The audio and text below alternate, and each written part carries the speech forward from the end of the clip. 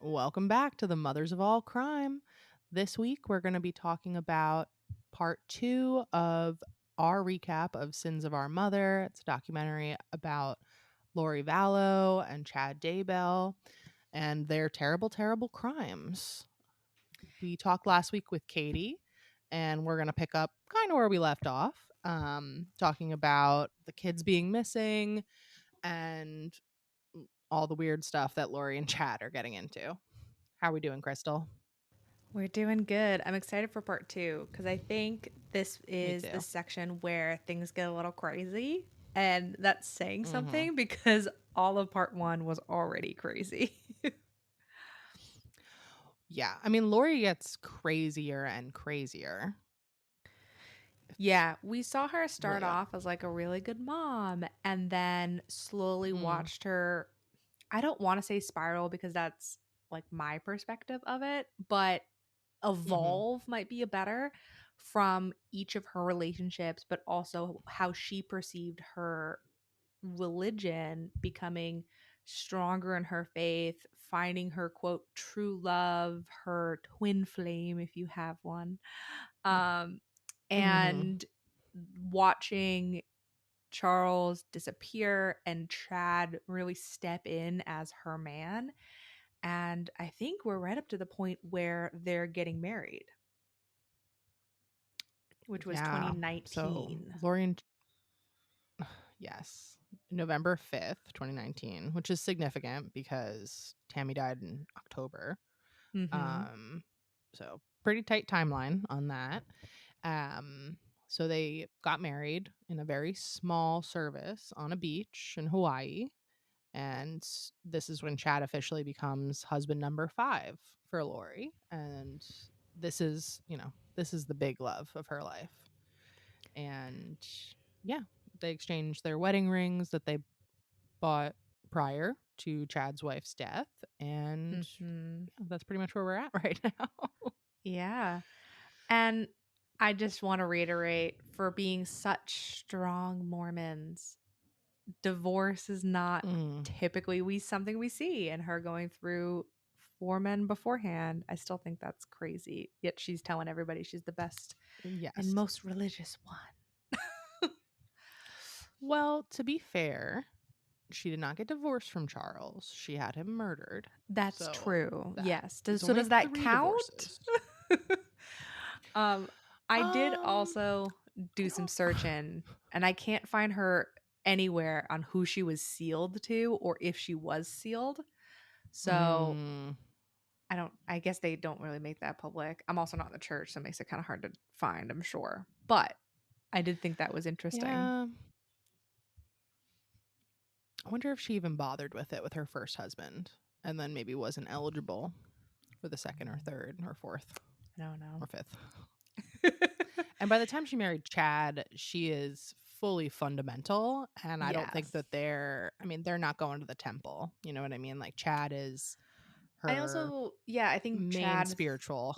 thought he could probably do that himself. Like he very easily probably could have Hmm. sealed them from his perspective because he's also going around saying he That's was a good friends point. with Jesus. So, Hmm. he probably just called his buddy Jesus and was like, "Hey, I'm going to seal me and Lori together." Um Yeah. I mean, that's a much higher authority, really. exactly. I mean, who needs the temple? Plus, you can't get married on the beach in Hawaii if you want a temple sealing. That That is would have to true. be a separate thing. And the photos That's that its were own in the side. documentary were beautiful, I will say. But Colby All in of the her wedding pictures are documentary, beautiful. oh, absolutely. But Colby kind of zoned in on the fact that she was getting married in Hawaii because of the family history that they had with Charles in Hawaii. So it is definitely an odd placement considering Yeah. the circumstance. I don't think.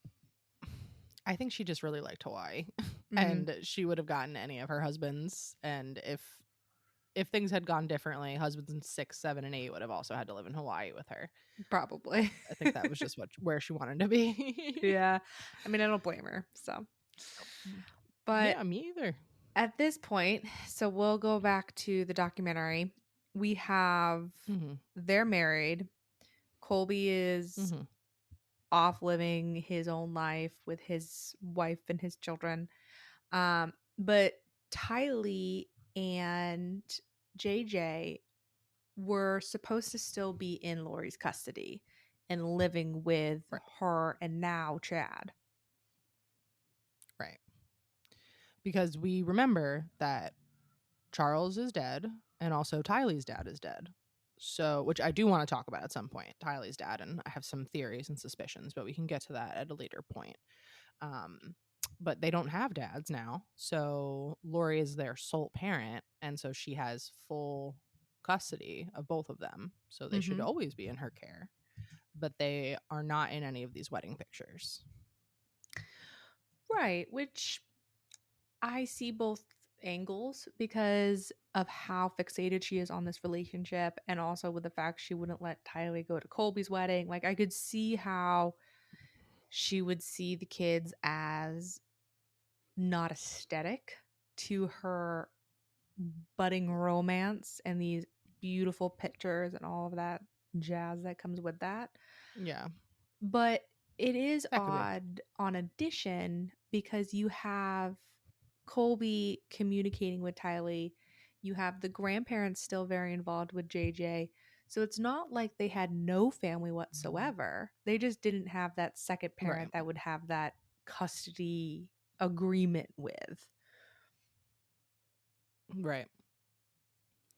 Yeah, no, definitely. And to be fair, Chad's kids are also not at the wedding, not Hmm. involved, not invited, not pictured. And, His kids were but older they're though adults. too. Yeah, they're more like Yeah. Colby's age. So they're off living their own Hmm. lives. Not that it makes it any better, but still. Um, Sure. but we have It was an extremely Colby. small wedding. Yeah, absolutely. And one thing that the Hmm. documentary touched on that I am very curious if he thought of this in the moment or if it was kind of like a retrospect thought is he was texting Tylee and apparently from his perspective they didn't seem like they were her. They felt kind of Hmm. odd in her language or her response time or whatever the case was. And that started to kind of rub him the wrong way. Because I guess historically, Tylee would answer him right away and they'd have to talk all the time. And then all of a sudden, now she's not talking to him at all. And he was like, okay, are you mad at me? What's going on? And then all of a sudden, it just stopped altogether. And then the phone was turned off. So he couldn't communicate with her at all. Yeah, I mean, he couldn't get her to answer a phone call or call him back. And then her texts all of a sudden don't have emojis in them. There's not a lot of exclamation points. Like, it's a lot of more, I guess, grammatically correct Mm-hmm. punctuation as well, Then a which teenager. is right. A teenager in 2019 probably, I mean, that's not her style of texting, according to him. So he thought that was odd. And he thought maybe it was because she was mad at him. Maybe he's not involved enough and or she's just so wrapped up in her own life and isn't giving him the time of day. But he thought it was odd. Yeah. And then I think JJ's parents also started noticing that lack of communication. Grandparents, did I Hmm. say? Yeah, grandparents. Because again, Grandparents. they were super involved in his life and raised him for a short period, if I recall correctly. And it's just because of their age, wanted him to have the best life that he could. And all of a sudden, when you stop hearing from your grandkid, also very bizarre. Yeah, definitely. And Lori could not really provide any kind of explanation about why they couldn't FaceTime with JJ, which they had previously been doing. So JJ's grandparents have involved the authorities at this point, and right after the wedding in Hawaii is when the heat really turned up on Lori and Chad, and the media really started coming after them too. That's when reporters were shouting at them, "Lori, where are the kids?" Which I feel like is like a thing you think of with this case. And Mm-hmm. she does get arrested in Hawaii after failing to produce the kids and gets set a really high bail. I wrote here a $5 million bail and a $1 million bail. I can't remember which one it actually was. Uh, Oh, five. It was. Oh, you know what? It was initially set at 5 million, but then later lowered to 1 million after her extradition to Idaho. That's what it was. yeah, because again, they went focusing on Hawaii. They, I think, from what I recall, they were given a week. But either way, it had to be Thursday that she had to produce the children by court order signed by the judge, and otherwise she was going to be arrested. And for me, that was very Hmm. surprising because a lot of the time you have to produce children, but it felt very fast for some reason, and obviously a very high bail considering the situation. Yes, Hmm. missing kids are extremely like time sensitive cases. Unfortunately, those first couple hours and those first couple of days are really important. But for to have a $5 million bail is wild. Yeah, and I mean, it kind of lets you know what the police and the prosecutors are thinking at that point, because bails like that are they're not associated with kids just being missing and Hmm. custodial issues like that. It's not a custody matter at that point. It's a suspicion of abuse, of homicide, of harm. And also, Lori is completely a flight risk. And that's, I think, the concern as well. Yeah, They and I don't want her out. also, yeah, I think also what, I don't know if we had mentioned it in the last episode or not. There was other work being done in other states. So when the law enforcement first went to Lori, she said that they were somewhere else, and she wasn't going Hmm. to tell them, or, oh, they're happy, they're safe, they're fine. And specifically with JJ, she told law enforcement that he was with her friend Melanie in Arizona. And then Right. when they went to Arizona, he obviously wasn't in Arizona. And it wasn't like Melanie was in cahoots either. From what we watched in the documentary, she was like, "Why would you tell them that they were with me? Like, clearly they're not." Because that was my first thought. I was like, "Okay, Melanie's in the group. Right. She's part of this little, I don't want to say cult, but like mini cult." I think you could say cult. I think you could say um, cult. I was like, "Okay, she's in the group." And then we listened to a recording. I'm like, "Oh, she's not in the group. She had no clue." Uh, so again, there was wellness checks, there were searches. So it wasn't like it was, "Hey, produce the kids," or $5 million. But either way, it's a very high amount for someone who, I mean, I think she was well off, but I don't think she was like crazy rich. So it was an interesting number that they picked. I don't think she had anywhere near $5 million, but I think they were worried between Chad's assets and all of the life insurance policies that she'd been trying to collect. Mm-hmm.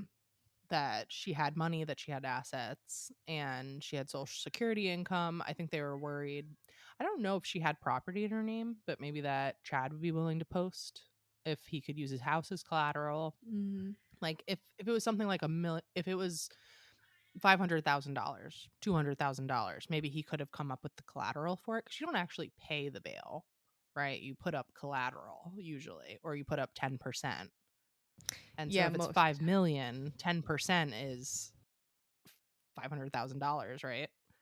Or Yeah, is it most of 50? the No, time. it's 500,000. Yeah, it's usually 10%. And But you have to so, show that you're good for it. right, like you can't just be like, "Here's some of it," and then not have any way to Hmm. pay the full thing, because if she doesn't show up to court, you are now responsible for the remaining amount of money. Yeah, and they'll seize your assets. Yeah, for sure. But So I think that's why it was so high. yeah, but and again, every time asked, "They're fine, they're good, they're okay, they're safe." Like, she just kept repeating these things over and over and over every time anybody asked her about it, which, Hmm. now looking about what happened, is I still can't understand why that was her response. But either way, Right. And at this time, her mom and her sister are on TV defending her, doing yeah. interviews, saying that there's some sort of misunderstanding going on, basically. And also, when she went into court, first of all, the makeup was terrible. I don't Yeah. know why I zoned in on her lipstick, but she looked like a crazy clown. It was bad. And she was I know, and she could do her smiling. makeup before, Yeah, she looked beautiful so it before. What makes no sense. happened? But she went I into think it's the court. psychosis. Maybe. Like, in regards to her two missing children, smiling, like, happy to be Yeah. there, had no concerns, no issue. 90% of people who go into court, 90 is a guess, it's not anything accurate. But when you walk into a courthouse and people are charged with these crazy crimes, they don't typically look happy. Usually not, yeah. But I think she, at that point, was still very confident in all the decisions that she'd made up till that point and Yeah. thought that this was going to be cleared up quickly, basically. Yeah. And then I also have a note here when during this hearing, this is the one that Colby went to, correct? I think so. I believe so. Because I have a note here of Colby seeing Chad in the courtroom. And I guess Chad, once he saw Colby, kind of cowarded, like wouldn't make eye contact with him, would stay on a different part of the room. Hmm. And I thought it was interesting he mentioned that because we see that a lot with charismatic leaders and people who believe they have this power and control, like David, what's his last name with Scientology, or we have, I'm drawing blanks on all their names. Nexium, Well, people like Scientology. charismatic sociopaths, Yeah, the minute anybody challenges them, L. Ron Hubbard. yes, thank you. Uh, you get challenged either physically or intellectually, they instantly will be like, "Ooh, nope, you actually could maybe challenge me," and they'll cower to that person, but tell everybody else, "Oh no, I stepped away because it's the bigger man," that kind of deal. And Yeah. Chad did the same thing. He saw a man that was going to confront him, so he was like, "Nope, gonna avoid that," and then like scurried away into the darkness. Yeah. I think that people like Chad can only flourish where they're being praised and where their bullshit is being swallowed. And in the cold, hard light of day, when you have to actually look at people who are suspicious of you, that have a lot of credible reasons to be very, very concerned or hate you, I think that he knows that there's no way he can charm his way out of that situation. So it's like, I just can't even deal with the confrontation. He's a Mm-hmm. coward. Yeah, 100%. So we have Lori's sister and mom defending her on national television, saying she's completely innocent in the whole ordeal. And then the investigation Mhm. starting. So they're backtracking. So they're finding dates of like 100% confirmation where the kids are and that they're alive. First one I have written down Right. is September 8th of 2019 when everyone was in Yellowstone. And Yeah. There's that was in her pictures of the iCloud. kids. Yep. And Right. then moving to September 9th, there was a GPS location in the backyard of Chad's house. And that was the next Yes. kind of point that they Right. had. So Alex's phone was traced to Chad's backyard. They were able to get the GPS signal from his phone, and he spent a lot of time in the backyard that day.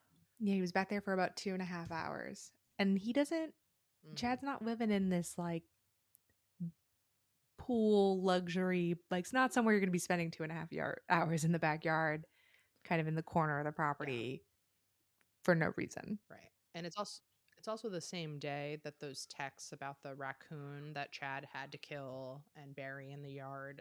It's the same day that he was texting his wife about that. Mm-hmm. That the phone activity anyway. Yep. So we get to June 9th of 2020. There was a Mm. multi-agency jurisdiction kind of teamwork effort from you had local agencies, county, federal, canines all showed up at Chad's home and started searching. And Chad tried to Right. leave. Like he thought he was so sneaky that he was just going to get in his car and drive away. I know. I mean, and then Chad is also calling Lori, saying they're at the house. While she's in jail, As he's if they're calling her not saying recording those they're calls. they're watching me. I feel like they didn't think about that at all. No. And he I mean, then mentions she's like, they're "Oh, are they doing anything to you?" right. It's like, She's not ugh. even concerned. But again, you got to remember they are the divine king and queen of the Church of the First Reborn. So they're above everyone who's there. That's true. I keep forgetting about that. Yeah. So at this point, they were searching the property and they find the quote pet cemetery, as Chad calls it. And in that cemetery were human remains. Right. Yeah. So both, So human remains are found. Yeah. yeah, both children, Two shallow sets, graves on the property. Um, partially burned. mhm. And Truly a- horrific. again, it's the disregard of human life, and it brings back to their belief that they had become zombies. They were dark spirits. In order to free them and free the spirit that they originally were, you had to kill the body.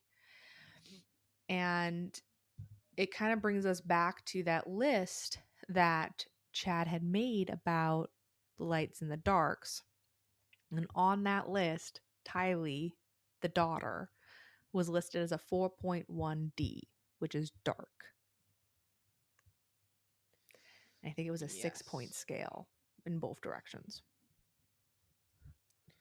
Right. It is a 6 point scale. Yeah. So that's pretty bad. Pretty dark. Mm-hmm.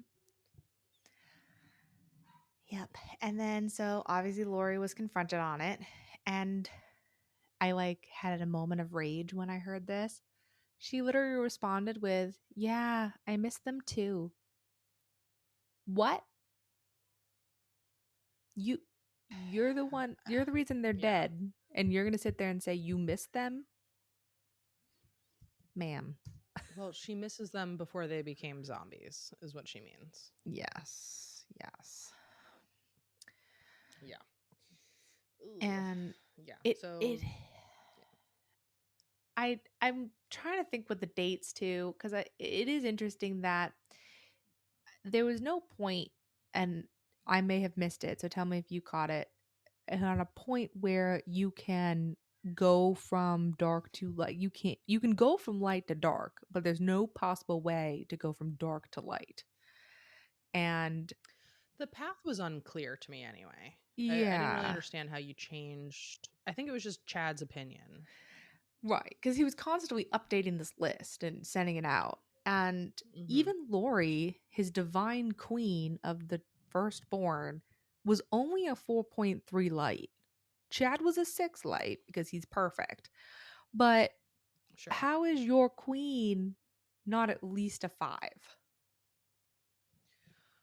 Well, you can't gas her up too much. He wants her to still be trying to achieve something.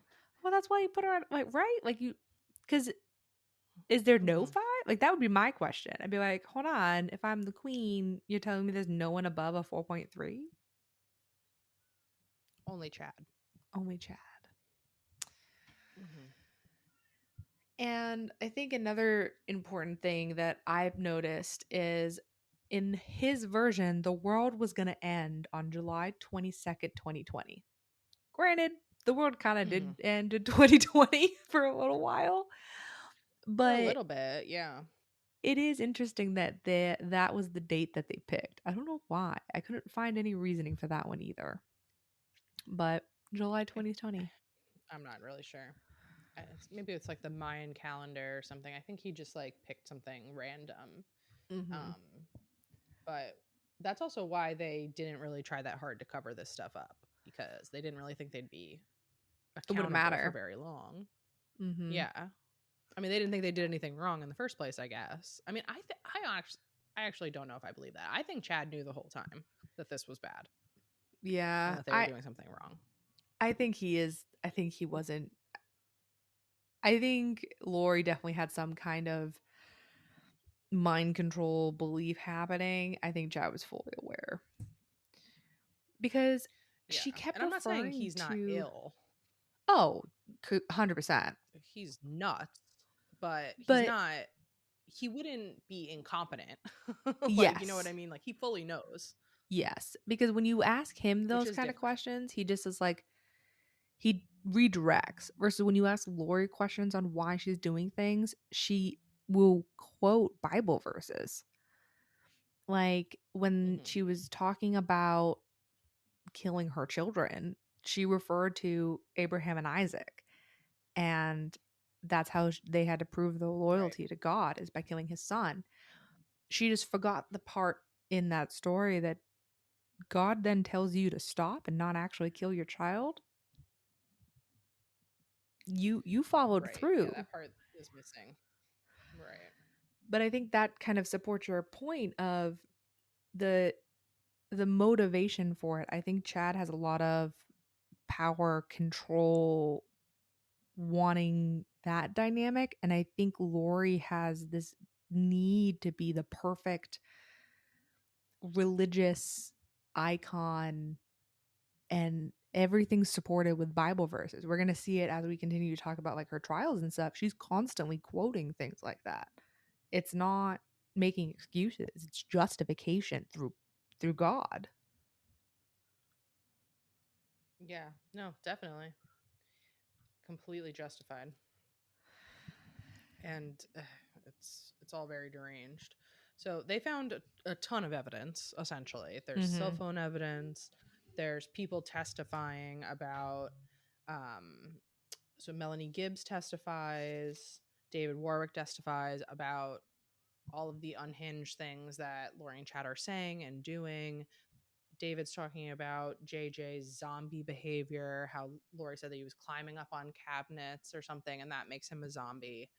There's all of these, there's a lot of testifying against them, but the kids also were not seen for 10 months, which is Mhm. what they're realizing. 10 months, and there is no evidence of the kids being alive for 9 months of that. Yeah. So they essentially were dead the entire time that anyone was looking for them Mhm. and buried in Chad's yard. And ugh, it's all very upsetting. And they talk about poor JJ and his red pajamas, and the last picture of him, he's wearing the red pajamas. Mhm. Yeah, the lead up for it is all really sad, and I think we're going to touch on this, the actual court cases through the documentary and the more recent ones, in a separate section because we're going to get too tangentized on Hmm. that. But Oh, definitely. one thing I did think was interesting, the kind of leading up to the court side of things, Chad called their friend Melanie. This poor woman had no idea who she was friends with, I don't think, and basically I tried don't to think so convince either. her to lie to the police and the courts and support their version of events. And spoiler alert, she did not. But the idea that he thought that he could do that and convince this woman to potentially risk her own freedom for him just really shows how bold he is. Yeah, definitely.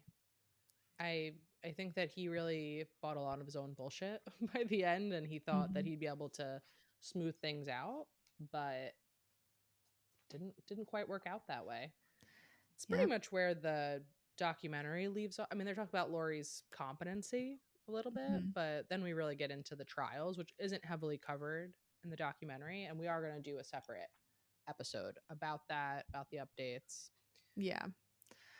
I think, again, my last one leading up to it, because her poor son, Colby, who had to live this and has to live with this for the rest of his life, called his mom, basically trying to, I don't want to say understand, but that kind of what it Mm-hmm. was. He just was so baffled, I think, that the idea that this loving, caring mother that he had changed so drastically.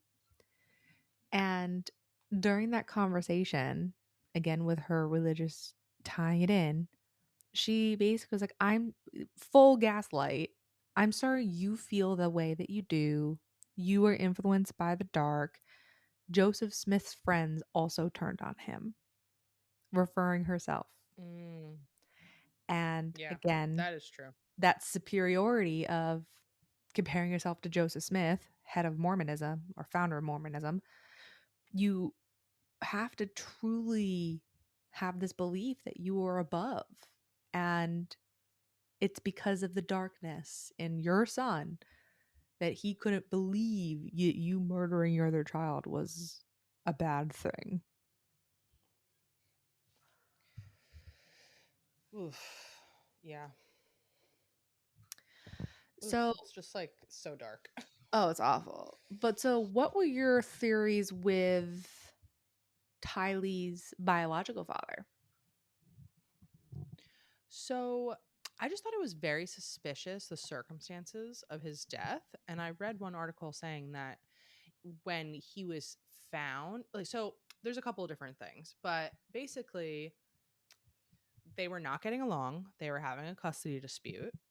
And then Joe Ryan mysteriously passes away.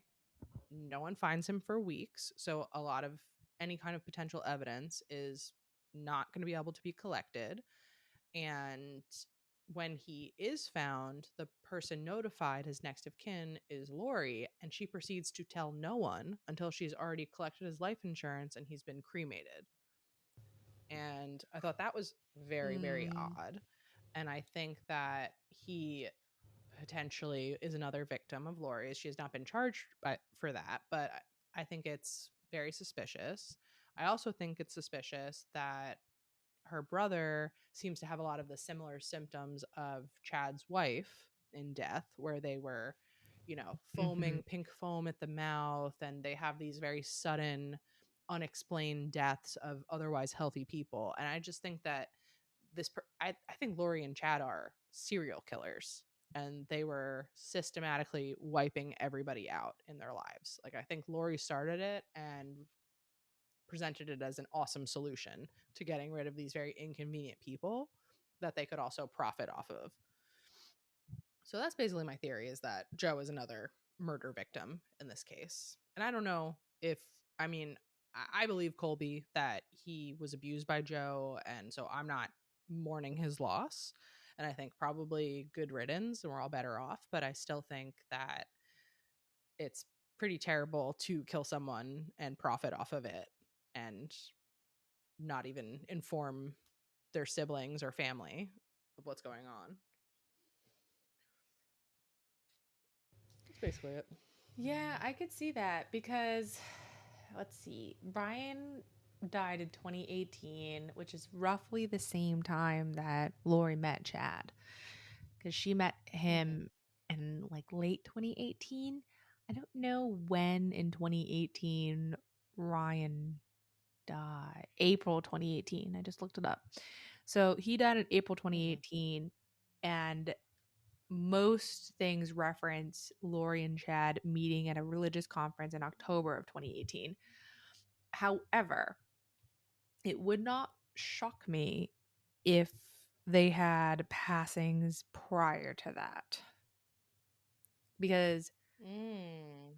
otherwise it would then, because I'm looking at it right now, that Chad kind of was the mastermind and Lori was like the executor of like, he's like, hey, I want to kill them. How do we do it?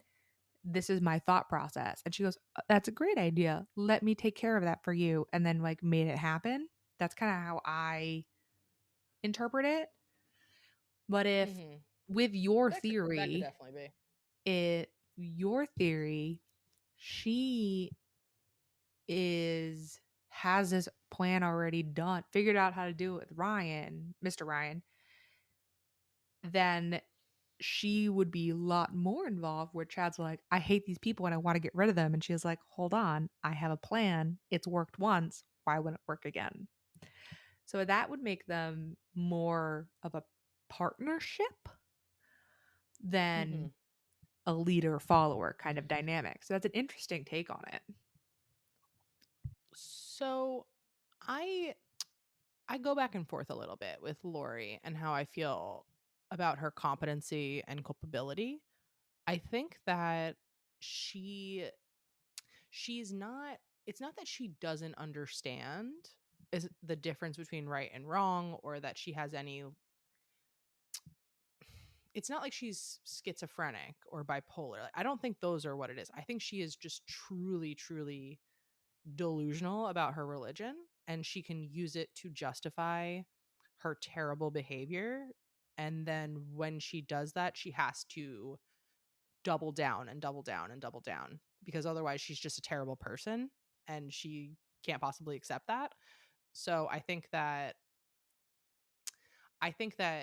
Chad reinforces all the things that she wishes were true, and they feed off each other. Like, he really wants someone to believe everything that he's saying, and she really wants to believe what he's saying. So I think that Mm, they are a terrible match, but also kind of a perfect match. And yeah. that's why they're so dangerous, and why this caused so much death and destruction. Because if you can use God, religion, a greater purpose to justify murder and mayhem and all of this carnage, then there's really there's nothing stopping them. And there Yeah. clearly was no limit to what they were willing to do. I would be curious what the plan from there was. Mm. Because they got rid of all of the darks that they had made known. Like he had a list, but like most of the list that we're aware of are people who died. Because it kind of seems, and this is just the outside perspective of what we know, that as people came into their life, that's when he would rank them or like change their rank or zombify them. Now that all of the quote darks are dead, now what? So that's, I think, the scariest part, because I think there would have been more and more and more darks hitting that list. I think people would have lost their status in Chad and Laurie's eyes and become inconvenient. And I really think that anybody they could have justified taking a life insurance policy out against, like Colby, like Chad's kids, like Laurie's parents, like Laurie's other brothers. I mean, you can take out a life insurance policy on people who are not your spouses and collect on them. Like, if I wanted to insure a friend of mine, get life insurance on them, I can, but I'd have to have their permission to do that. And then if they mysteriously die 3 months later, it's going to look pretty weird that I had that. But getting life insurance against your own parents or against your kid or what, like, it's not that uncommon. And that's who I think would have been also anybody that got in their way or challenged them or questioned their relationship, questioned any of the decisions they made before. People who were too outspoken about the kids being missing, I also think we're going to be pretty dark on their list pretty quick. And we're also potentially in harm's way. Ooh, that reminds me of Angel's Landing. Maybe we'll have to do that. That's a little off brand for us. Angel's Landing is Lou Castro, who pretty much did that exact thing. He took out life insurance policies on his followers, and then his followers would Mm. happen to die by suicide very conveniently, and he would collect Oh, all the life insurance policies every 3 years. One of his followers would die, and he'd have millions of dollars. So that's actually yeah. something that people have done. We have a ton of information on him. I That is a good thought that Chad, that could have been step 2 as he built his following in their div- Church of the Firstborn. Yeah. One by one, every once in a Right. while, someone who happens to zombify would die and they'd have millions of dollars. Ooh, I like that. Yeah. I think that it would be crazy to think that these are not financially motivated crimes in a lot of ways. I think that they are. But I don't think Yeah. exclusively financially motivated. She, like, as far as we know, didn't have life insurance on Tylee and JJ and didn't make money off of their deaths. But I think that if she could have, she would have. Yeah, probably. It wouldn't shock me. Well, Yeah. okay. Before we get into the court cases, because there's Lori's original case, there's Chad's original case, and then when there was a more Hmm. recent case that has been in 2025. So we kind of have Right. 3 to go over next time. What are your final thoughts up until this point?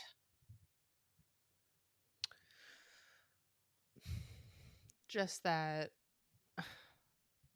people forming their own cults are very dangerous and should be viewed as potential criminals, because I feel that I'm sure there are people who have good motivations for doing that, but I think that it speaks to a personality type that is very concerning. And I think that this was predictable and possibly preventable. And I think that's pretty sad of the whole thing. And it's sad to me that people can use their religion to justify so much awful stuff. I think that's pretty much it. How about you? Yeah, I think my final thought is I'm still currently, as of this recording, and it might change for the next one, I'm still under the idea that Chad is the mastermind and Lori's the executor, where he has this divine plan with his best friend Jesus that he has created. And Lori, who speaks to angels, is going to execute the plans for him to build the kingdom. And in that, I think she got brainwashed into believing the chaos that he was preaching, where your children are no longer important and only he is important. And that idea still blows my mind a little bit because of the Hmm. drastic shift that we saw with her. It makes me really sad to, which we've talked about so many times, know that there are people capable of doing that.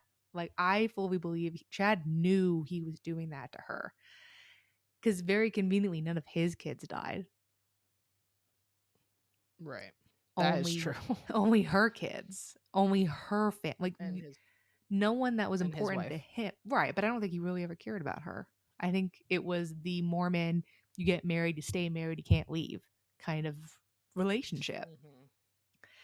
And it's just very convenient that no one that's important to him was a dark. So I think he was the full mastermind, and it's scary that people like that are out there. And unfortunately, nobody joins a cult. Join a good thing. And this is a prime example of what people are capable of, even if you think you're a good person. Do you do you kind of think maybe though that Lori just wanted to justify cheating on her husband and wanting to get rid of him? I think Maybe this was convenient. I think that helped it maybe a little, but I really think she believed what she was saying. Because look at the first 3. Like, she assuming she didn't murder Ryan, Joe. um Well, but she did leave him. Like, it was to one be of those, like, yeah, she to your she point. clearly wasn't Yeah. afraid to leave any of them. That's true. She would leave a man. Okay, maybe I'm back. I don't know. I go back and forth. I really do with the I see the who other is side. I more at definitely do. fault. Yeah, I totally think Sure. they're both they're both responsible for their actions. There's no question there. I just for some Yeah. reason I don't see Chad willing to be a partner. If he gives me like just ego, controlling narcissist. So I don't know. I just don't see Hmm. how he would see Lori as an equal. Look at the numbers. He was a perfect 6 and she was a 4.3. Like that's not a Oh, I think partnership Chad mastermind. sees himself as I think Chad sees himself as the mastermind, Yeah. but I just don't think Lori as is as clueless as I think Oh, yeah. maybe she wants to be clueless, but I don't think that she actually is. Oh, yeah, no, I think I'd agree with that still. Like I think she justifies a lot. I think she knows what she's Mhm. doing, but I think she believes what she's doing, if that makes sense. Like, I think she Yeah. knows murder is wrong, but she's doing it for a greater good, so then it's okay. Like, I think that's the justification part of it. Right. Because you wouldn't kill a Yeah. light. No. That would be terrible. No. We have to decide they're bad, and then that's fine. Yeah. I mean, It's it's a so pretty short it's a ridiculous. pretty short bridge, honestly. It's so It's a ridiculous. short pier, it's a long walk off a short pier, and Hmm. but that's what I'm saying. That's why they're so dangerous together because they just fed into each other's grandiosity and fantasies and terrible things that they wanted to do. Yeah. I don't think they're victims in this. Like Lori's not a victim, and Chad's certainly not a victim. Oh, yeah. I don't think the only victims here are the people that are no longer with us and the babies and the poor kiddos. Yeah. Those kids are the ultimate victims, literally had no chance. And that is terribly, terribly heartbreaking. And I feel bad for everybody left behind as well, sorting this out. Even Chad's kids, who I think are still defending him. We'd have to find out if they still are. I think so. Um, I do feel really bad for them because I wouldn't want to believe any of this either. Yeah. We'll look They into already that for lost their next time. mom. And yeah, yeah. Okay, well, until next week is Until where we next leave you. week. All right. Talk to you soon. Have a good one. Bye.